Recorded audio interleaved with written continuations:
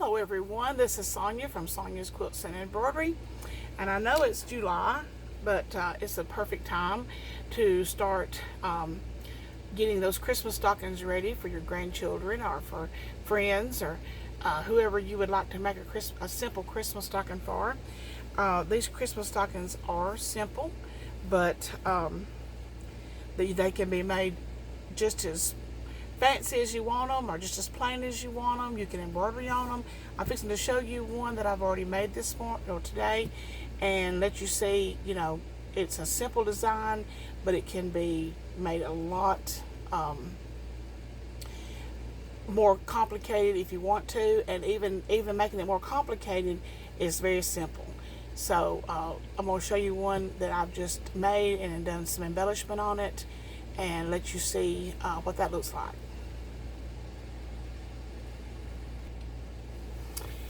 Here it is. Anybody that knows me and has been following me on Facebook for all these years knows that I'm a big fan of rickrack. I just think there's nothing prettier than adding rickrack to something, whether it be a craft or a little girl's dress. I just absolutely love rickrack, and I've added some red rickrack onto this. Very simple. You just lay it down, choose your thread color based on what color rickrack you use. Also got my niece that comes and does embroidery for me, put a simple little Merry Christmas on it, and this is just a lightweight cotton like you would use for quilting. I did add interfacing. I used the Pelon 44, I believe it's 44F. It's a lightweight interfacing. That's what I use when I make my teddy bears, is that lightweight iron-on fusible interfacing. So I buy it by the bolt. And but anyway, this is that you can add your embroidery. You can add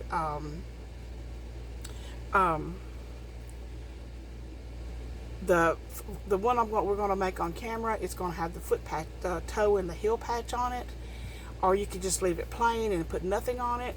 It's just totally up to you and your imagination. You can even do a patchwork one. I've got some patchwork ones. Well, they were laying here yesterday. Here it is.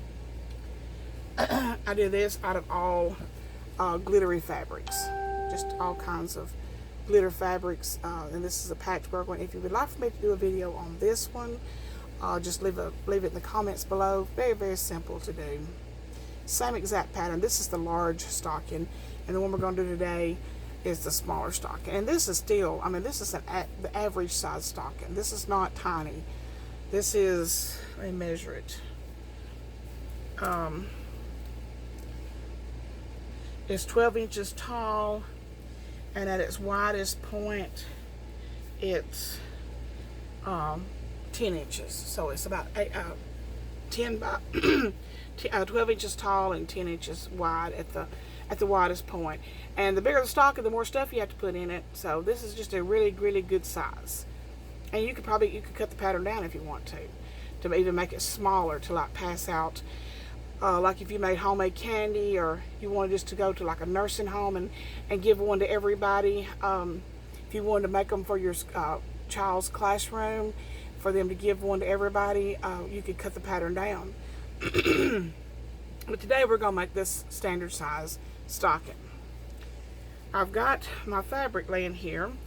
This is a lightweight cotton, it's a quilting fabric. It's got some gold metallic glitter in it, really pretty. And I like to have my right sides facing together when I cut.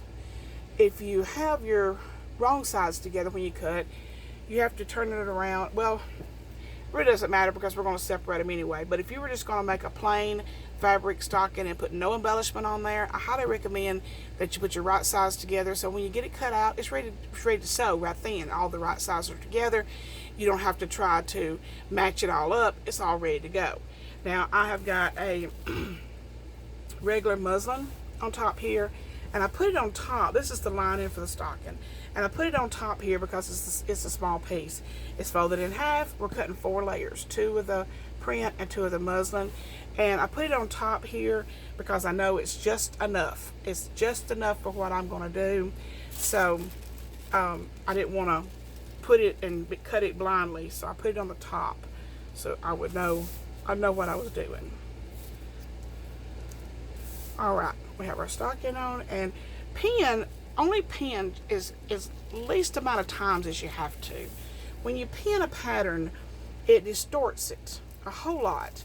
I remember my first mother-in-law, my first husband's mother. She was a master at making her own clothes. I mean, she wore like jackets and wool skirts and just really, really, really nice clothes, and she made them all herself. She bought some clothes, but the nicest clothes she had, she made them, and she never pinned her patterns. She used butter knives, and she would line the butter knives up on her pattern because she knew her pattern was perfect for her, and so she did not want to distort the pattern any at all. So the least amount of pins you can put in it, the less you're going to distort your actual pattern. All right, let's get this cut out.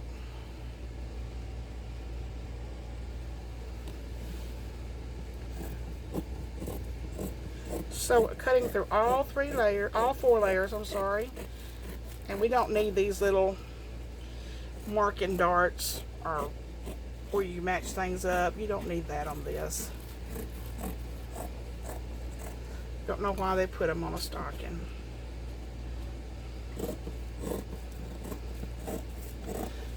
Now, if you're going to make just a plain fabric stocking, it doesn't really matter, I guess, because it's going to be the same on both sides. But if you're going to embellish it, or you're going to embroider a name on it, or anything like that, you need to decide which direction you want your stocking to go. Do you want the toe to be hanging to the left, or do you want it to be hanging to the right? I always have mine hanging the toe to the left, and I don't know why. That's just a preference. You know, you need to, if you're making one for someone, like if they've had a new baby, or you need to ask which way does your stockings hang, so you'll make sure that you don't make one that's an oddball. Okay, we're just going to take a scrap of this fabric, about like that. That's all we need, and this will be the hanger. Just fold it like this, and then we are going to just make a single stitch down the side, and we will insert it when we get to that point. Alright, now we're going to take our pattern off. I use 4 pins. I could have got away with 3, I guess. And if it's a pattern that I use a lot, I get rid of the tissue paper. I take it to some plastic, some good stiff plastic. I like to use plastic that they use for protecting tables. You've gone to elderly people, a lot of times elderly people's homes, they've got their tablecloth down and then got a piece of plastic over that, so you don't ruin their tablecloth or their table. And you can get that plastic at any fabric store. It's heavy and it kind of sticky, like it kind of sticks together, so it's easy if it's a pattern that's got several pieces like my teddy bear. It's easy to stack them all up, and they stick together, even the small pieces. It's not sticky like candy sticky, but it's sticky like they stay together, and then you just peel them apart when you get ready to use them. All right, I'm gonna iron some interfacing on the back of this, and I'll be right back. Okay, I'm just gonna loosely cut this interfacing. I like to do the interfacing after I do the cutting, because I don't have to waste any of the fabric. The fabric is expensive.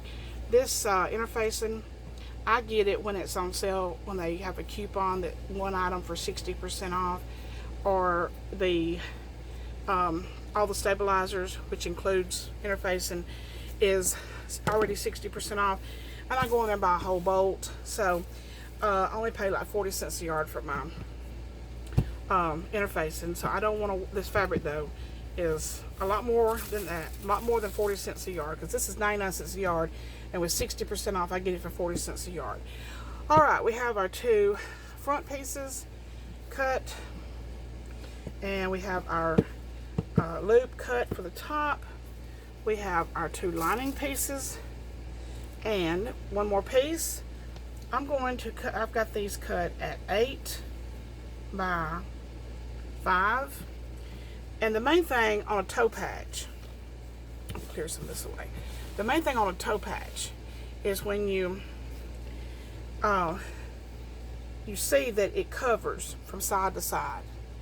Because if this fabric was, say, just a couple of inches narrower, it would just be barely on the tip where it goes from side to side. So you need to cut it extra wide so it goes from side to side, you know, really, really well. It covers it really well.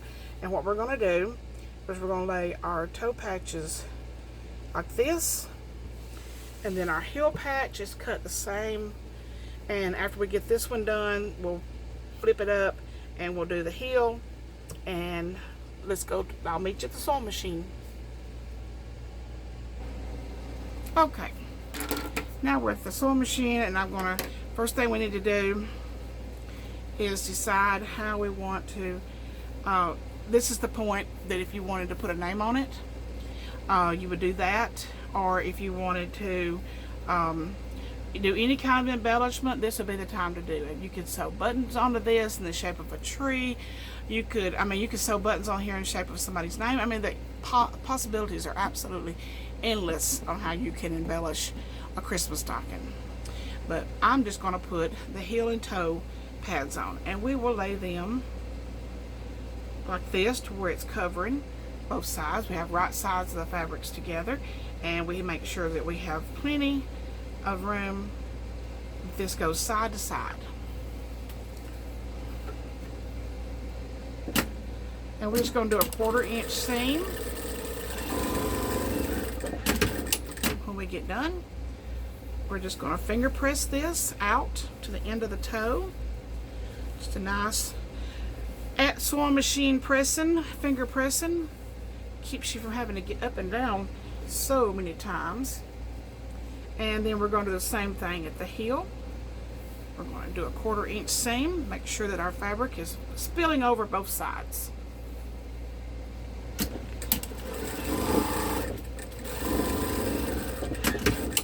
And we'll do another finger press, like so.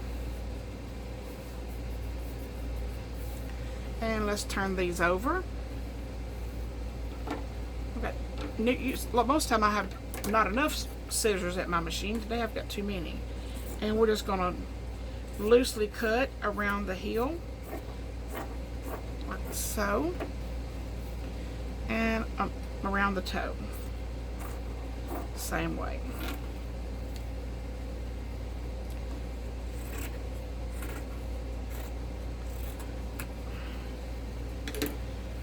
All right, let's pick up this, our little loop here. We're going to fold it in toward the middle. We're going to fold it again in toward the middle. And then we're going to fold it together where we have no raw edges. And we're going to run this right through the machine and get this little part out of the way. And lay it aside. Then we're going to take our 2 outside pieces. And I remember I just cut my interfacing kind of loosely. I didn't trim it because we're going to trim this again.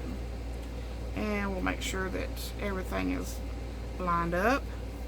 And we're going to start at the top, do a back stitch, and we're going to sew all the way around this stocking.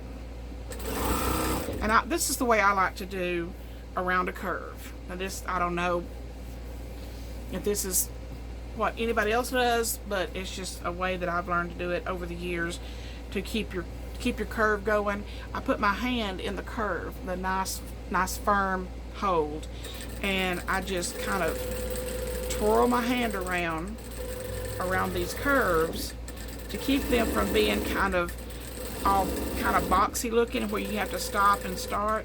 Just keep a firm grip on your project and just take those curves, and we're going to go all the way around. Back stitch at the top and the bottom.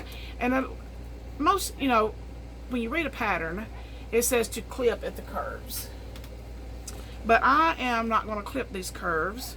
I'm just going to go back and I'm going to cut it close, but not too close that it comes undone. But I need to put my glasses on for this. But just clip them pretty close to where your curves will lay nice after it's done. And I'll do the exact same thing on the lining. These stockings, after you've done several, if I were not talking and giving instructions, I would be already done with this. But after you've done some of, you know, several of them, you literally can put this together in like 7 or 8 minutes.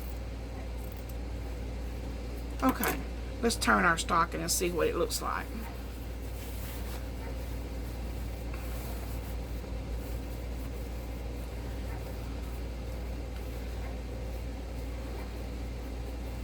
There we have it with our heel and our toe. You can make your heel and toe bigger if you want to, smaller. It just, you know, all depends on you and your preference. But that's how you do it, no matter what size you want those to be. And you could actually lay some Rit Rack on top of this, on this seam here. Just whatever you would like to do. Alright, now we're going to take our lining. And we're going to start at the top. And we're going to back stitch, but we're only going to go about 6 inches. Back stitch again, and we're going to stop. We're going to leave about 5 inches open. Back stitch again.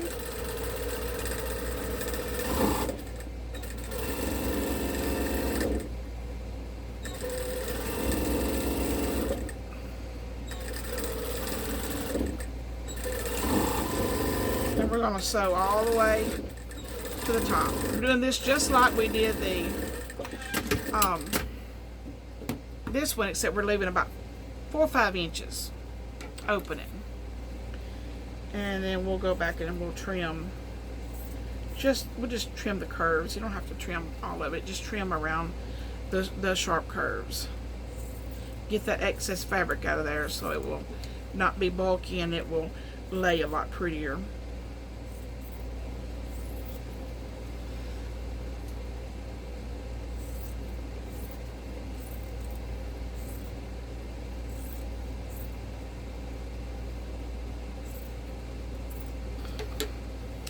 And I cut really close right there accidentally, so I'm going to go back and get that spot one more time. Now we're going to take our hand and put it inside of the outside of the stocking, and we're going to put it inside of the lining.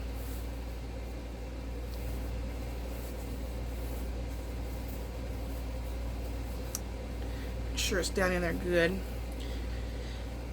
And I usually just take it and kind of shake it to get that one down in there. And then we'll take our side seams of the stocking and the lining, and we're going to match those up. And this is when you can tell if it's going to sew perfectly. If you can see this, I have no slack on the lining or the front of the stocking. I have no slack in the fabric. When I pull these tight with my finger, there is no slack. Now, if you did this step right here, and then you had a slack, you had your lining was bigger than your actual stocking, this is where you would stop, and you can just literally loosen the stocking from here, from the side, and go to your lining and just take it up just a little bit. Do that step again, pull it tight again to make sure, see how it's going to do. And if it's everything is perfect, everything is good and taut, and there's no slack on either one, then you're ready to go. But if it's still loose, go back and just take a little at a time until you get both of these openings, or you put your finger in there and they're both exactly the same. No slack on either one. And then, since I like my stocking, I always put my hanger on the back side, on the heel side of the stocking. So I'm going to start on the toe side of the stocking, and I'm going to do about a quarter inch seam all the way around until I get to the heel side. And I'm going to take my loop, fold it in half, and I'm going to stick it loop, the folded end of the loop, stick that inside of the stocking, right on the seam, on the heel side of the stocking.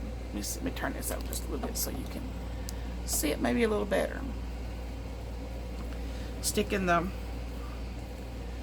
loop in side right on the seam, and it don't have to be exactly on the seam. You could put it a little more toward the back or a little more toward the front. It's not a big deal.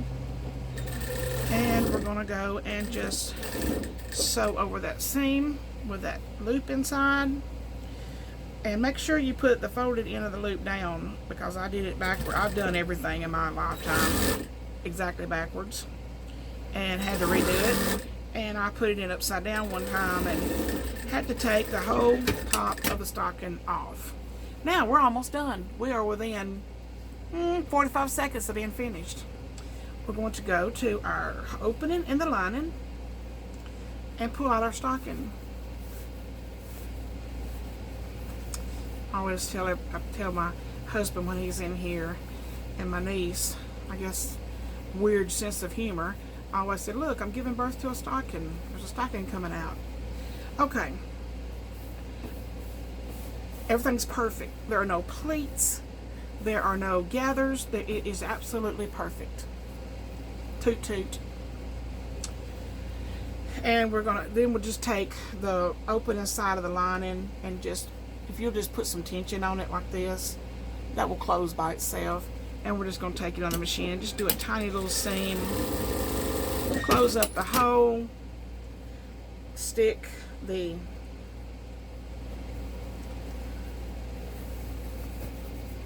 lining back into the stocking and working to get everything nice and pretty at the top. And you can use any color lining you want. You can actually cut 4 of the print and make the lining the same color as the outside. You can use a heavier fabric like a duck or canvas and make you don't have to use interfacing. You don't have to use the interfacing anyway. I just think they look better. And I'm just going to take it under here and do a nice small, barely catching the edge of the stocking.